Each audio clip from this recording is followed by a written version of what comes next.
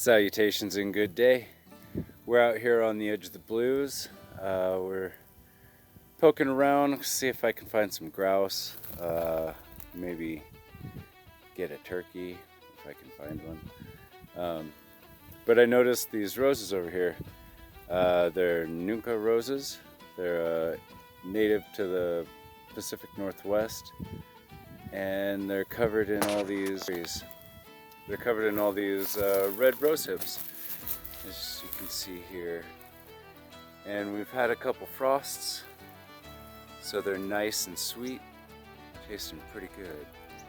And let's see,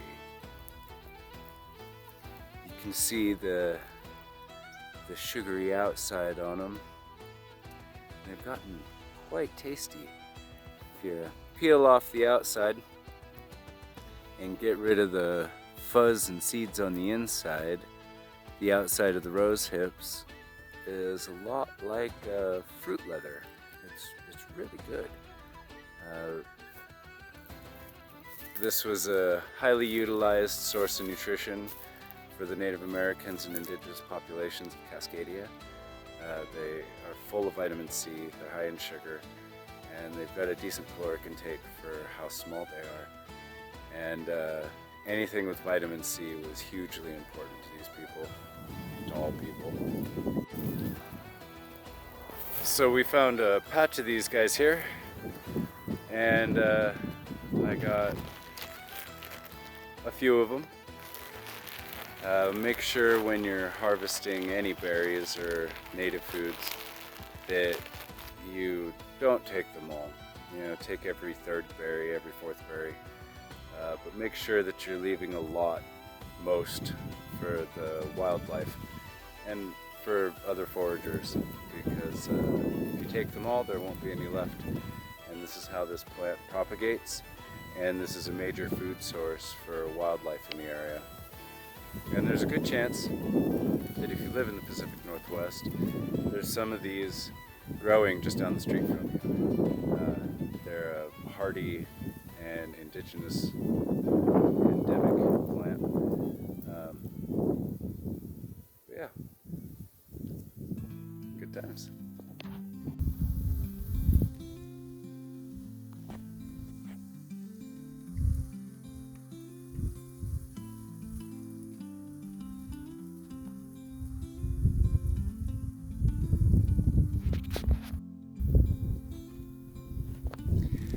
And during the spring, these have a small 5-petaled rose on them that's generally purple or pink with yellow and white highlights on them. And after they pollinate, the petals fall off and the rose hips start to form, and they tend to take on a pinkish orange or red color, but they're super sour. And once the first freeze happens, they start to really sweeten up. And after the freeze happens, they really start to sweeten up. There's a chemical breakdown in whatever is causing that tartness, and it brings out the sugars, and they get really good, really good. They kind of taste like a goji berry, very fruity, sweet, not tart. They're really good, but they have to be processed. You got to take out the seeds because they're little tooth breakers. But there's a lot of ways to utilize this local food. And since EBT has been canceled for millions of people, I think something like 775,000 families in Oregon are about to lose SNAP benefits. It's important to find other ways to supplement your nutrition. And this is a good way. I'm sure that you can find this plant in just about any region in Cascadia, definitely in Oregon. And yeah, you be careful. They're They are a rose, so they have thorns, so, you know, avoid slivers. But this is a good way to feed yourself if you find it hard to feed yourself. And again, we don't want to overharvest. So I've got my little, you know, handful of berries, and we're going to go on down the road. Just remember, when you're harvesting natural foods, native foods, wild foods, don't be a dick. Leave some for the next guy, leave some for the critters. It's important. This is an important food stuff for a lot more than just entertainment's sake. So let's head on down the road and see what we find.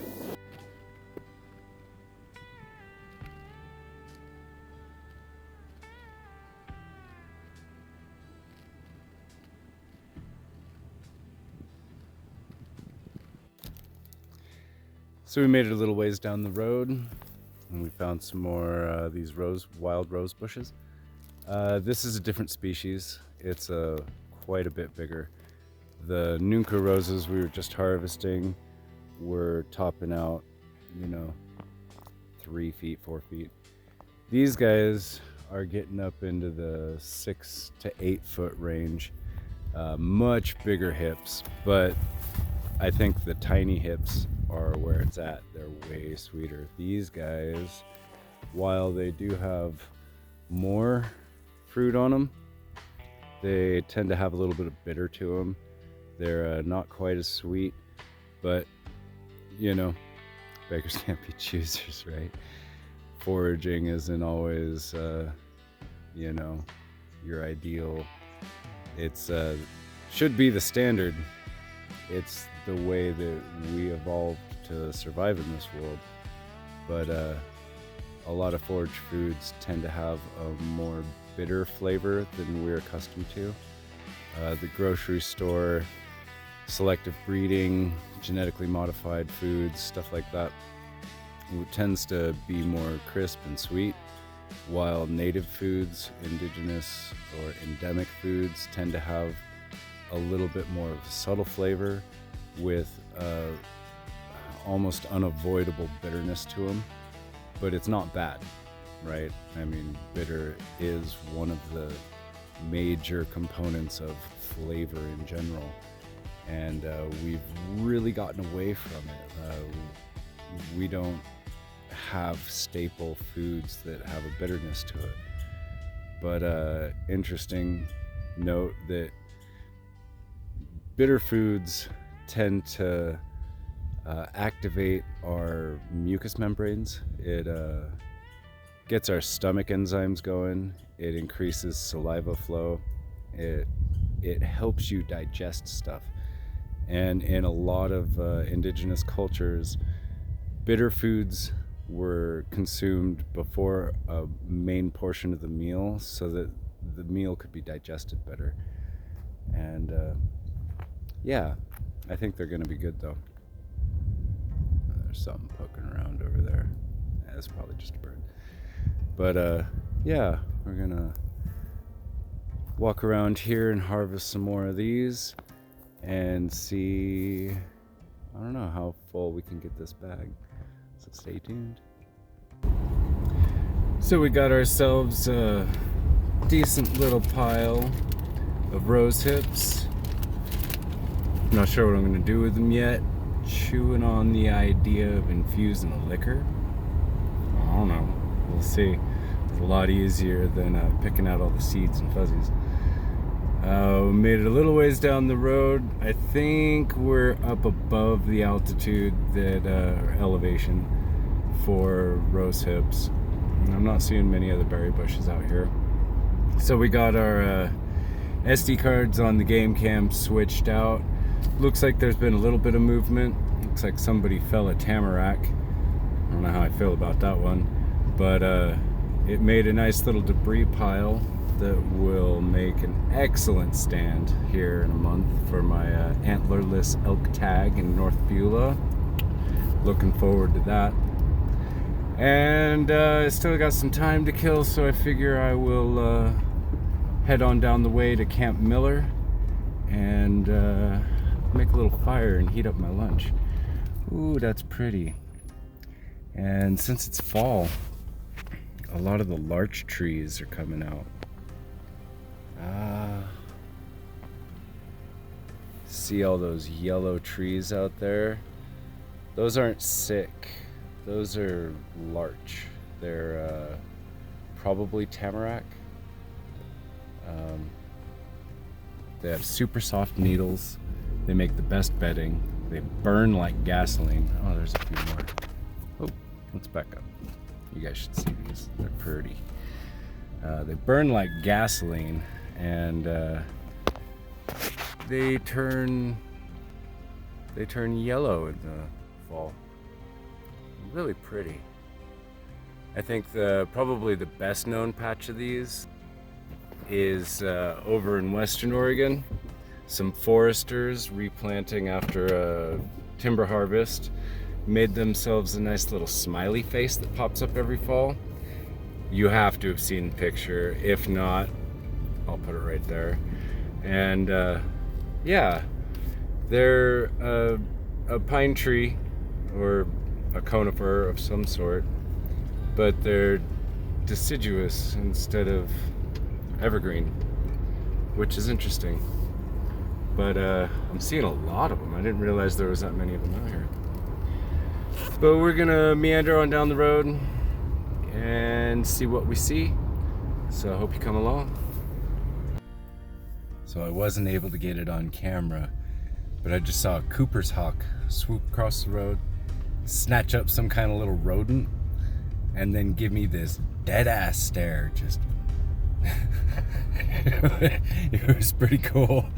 I went to grab my phone to get a picture of it, and as soon as I opened my door, that thing flew off into the forest with its prize in its talons. That was a pretty cool sight. I always get a kick out of that when you see a bird of prey up close snatch something off the ground and fly off with it. And it was kind of special to have it make like eye contact with me. That was cool. Gonna be a good day. So we made it back down here to the Little Malheur River. It's been a nice drive. There's a lot of leaves changing. The larch are turning yellow. The different deciduous trees of the forest are starting to turn a beautiful golden color. And it's just a nice day. When we started off, it was, 30 degrees. It's kind of chilly. Now it's in the mid-50s. It's pretty tolerable. But we're gonna cruise on down here to Camp Miller and see if our spot's open. Maybe have a little fire, warm up our lunch. See if anybody's camping down here, hunting down here, see if they've harvested anything. You know, just go poke around, see what's up.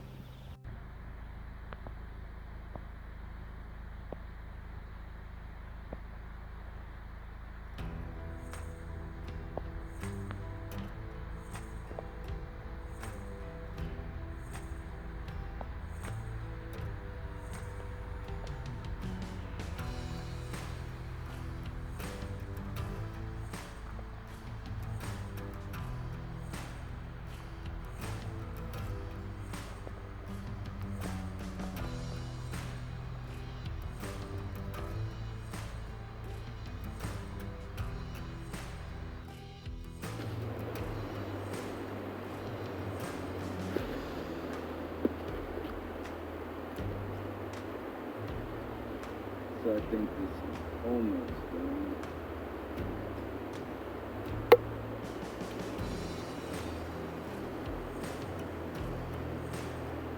Yeah, towards it.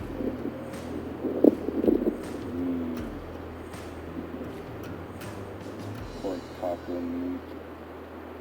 Some cheese blend squished between two halves of a quesadilla. Should be pretty tasty.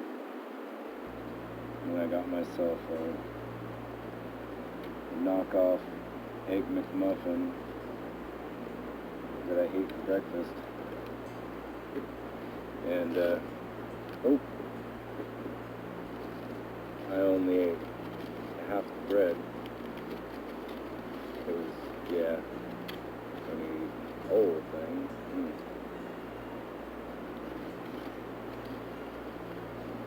That's pretty decent. Definitely a nice top one food. Found some road chips. Found an apple over here. I don't know. Last people up here left a little bit of garbage. There's an apple and a pack of fruit snacks. So, you know, found some food. Which is nice.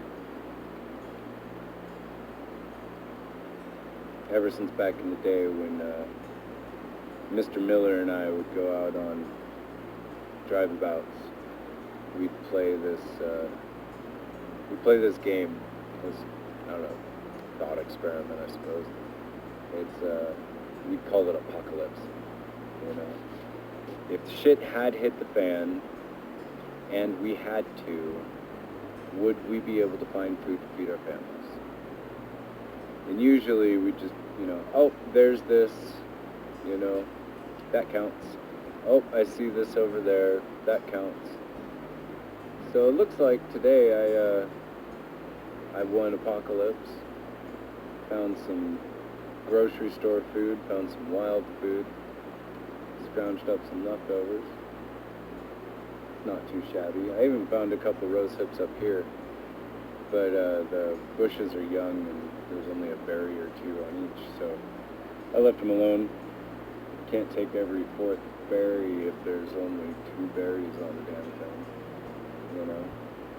But most of these bushes are soap brush, the little white berries. You can't eat them. And apparently, the indigenous peoples would take those and mix them with something and create a kind of soap out of it, hence the name. But it's not something we can eat. I don't think it's something bears eat. I think it's just a fuck off berry, which is kind of cool, you know. You got to admire a species that's developed a defense that's so effective that nothing eats it.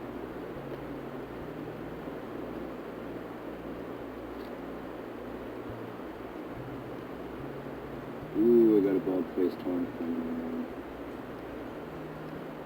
Buzzed by a yellow jacket earlier,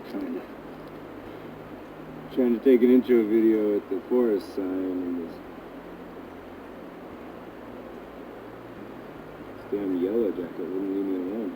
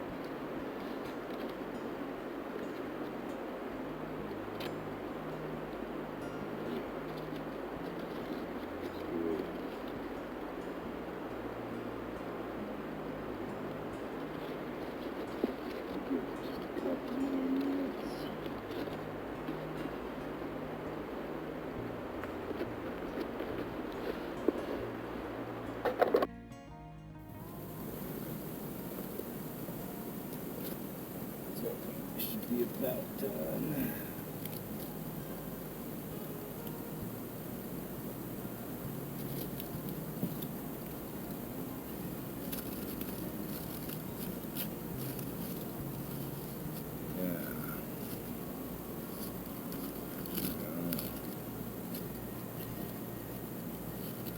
And then this morning I made my son an egg for breakfast, and he ate out the yolk and left the rest. I saved it before the cats could get in, so kind of made myself a little quesadilla egg sandwich. Let's see if I can fry it free here.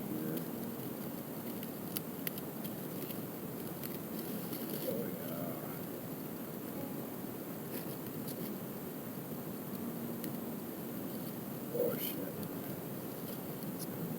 Hell yeah.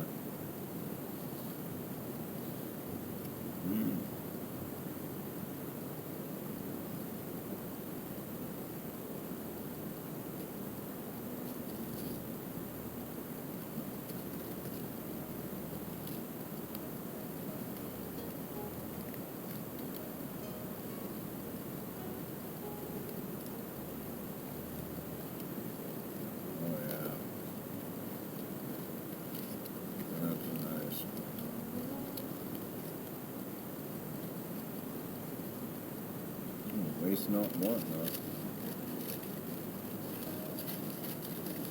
Big fan of leftovers. Hell, I'm a big fan of food in general. In my younger years, I worked as a cowboy, and our boss routinely came out to help, drink all our beer, eat all our food, and then dip out and leave us with like a bag of rice and a can of Spam to last like the next week or two. And on one of those occasions, we completely ran out of food. I went like 4.5 days without eating, you know. There were a few opportunities to harvest various things in that time. Like there was this little rabbit that lived in camp, but we kind of considered the rabbit a mascot. We didn't want to kill it. So we just kind of waited, you know. I'll be back up here at some point.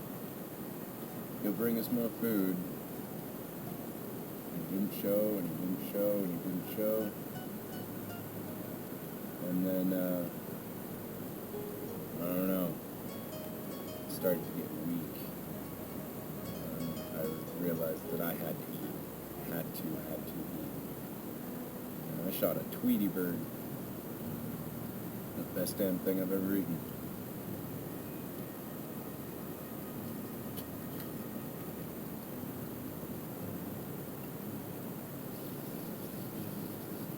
And it was at that moment that I realized, you know, I'm not picky. I'll eat just about anything.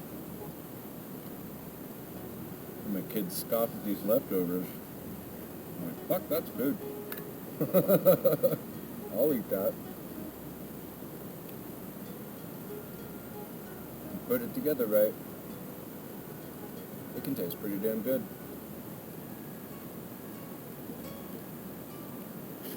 Hell, this is like taco sandwich. It's pretty fucking awesome.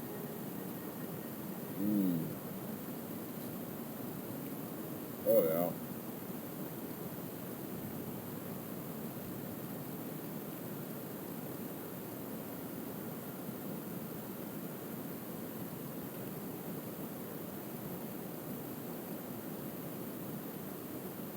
Yeah, it was after I ate that Tweety bird. I determined I'm not going to starve. I'm not going to starve to death. I might die from what I eat, but I'm going to fucking eat.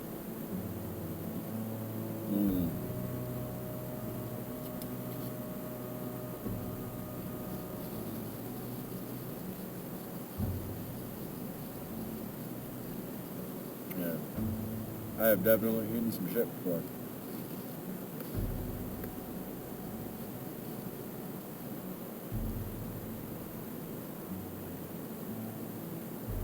I mean, not corpophagy, of course. But you know, I've eaten meals that normal people wouldn't consider meals. I remember one time, this old timer, he killed a coyote and he jerkied it out to give to the youngsters that came by.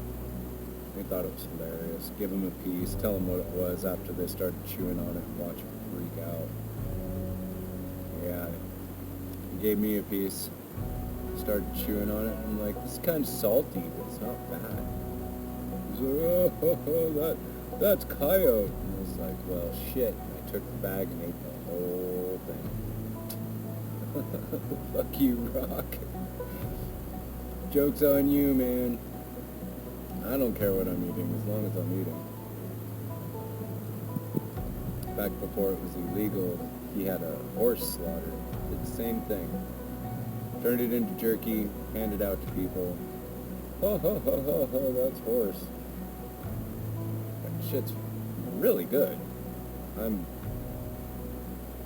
I don't even care if people get angry about it.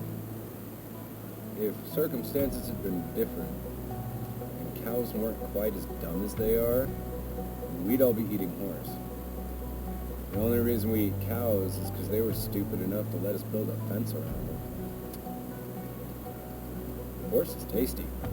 It's really sweet. It has like a sweet taste to it. From what I hear, it's a bit of a delicacy in Canada. They serve like horse mane. You strip them right here. It's really fatty.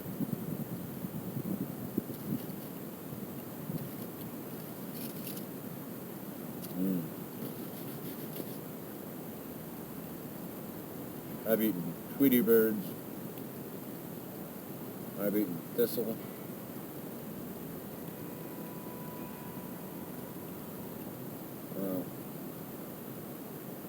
Ostrich, alligator, whatever. Don't give a shit. Circumstances get bad enough, I might eat you. I don't care, I'm not gonna starve.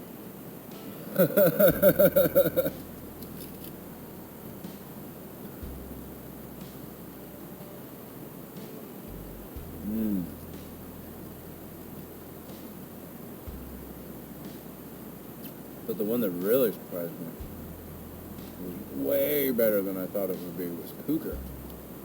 Fuck. Really good. Real pale white meat. Looks like pork. Tastes kind of like a cross between pork and venison.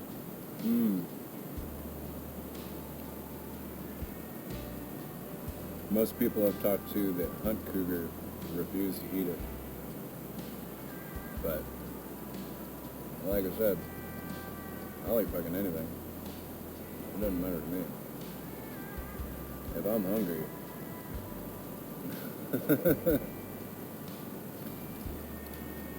And I know morally speaking, you're like, oh, I wouldn't eat this, or I wouldn't eat that, or it's against my religion to consume this, or it's against ethics to consume that. But you get 4 or 5 days in without food, and none of that shit seems to matter. Doesn't matter. Doesn't matter. Doesn't fucking matter.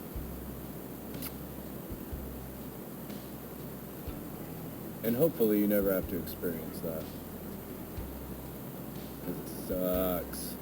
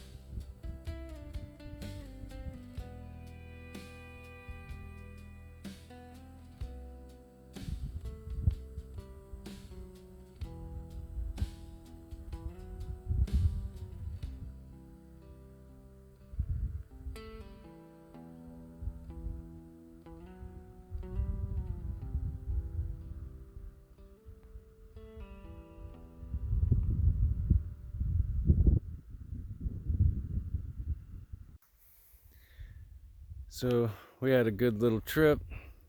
Day's almost done. It's time to go home and get some dinner, get back to the family. But thanks for coming along. I had a good time. We hope you join us next time on our next adventure. You have a great day. Stay wild, you glorious misfits. Have a good one.